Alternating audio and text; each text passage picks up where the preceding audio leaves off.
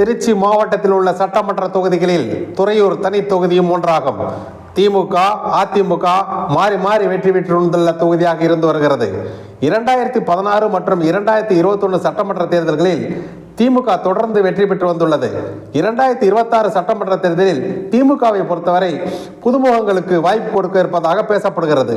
அந்த வகையில் திருச்சி மாவட்ட விளையாட்டு மேம்பாட்டு அணி அமைப்பாளராக உள்ள சுரேஷ்குமார், இளைஞரான இவர் தொகுதி முழுவதும் உள்ள கிராமங்களில் விளையாட்டு குழுக்களை உருவாக்கி இளைஞர்கள் மத்தியில் போட்டிகளை நடத்தி பரிசுகளை வழங்கி நற்பெயர் எடுத்து வந்துள்ளார்.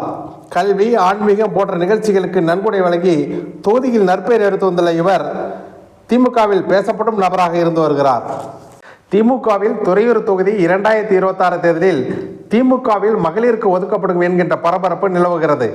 அந்த வகையில் சரண்யா மோகன்தாஸ் பேசப்படும் நபராக உள்ளார்.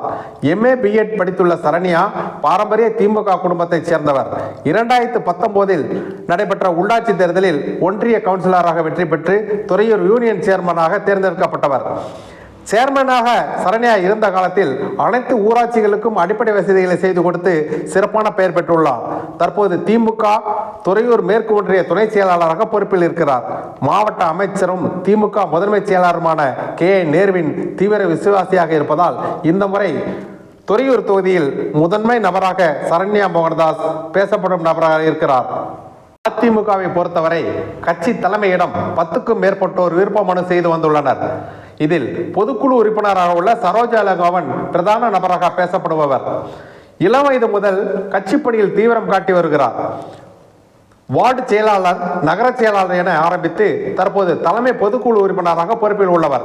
2011 சட்டமன்ற தேர்தலில் அதிமுக தலைமை நடத்திய வேட்பாளர் நேர்காணலுக்கு சென்றவர்.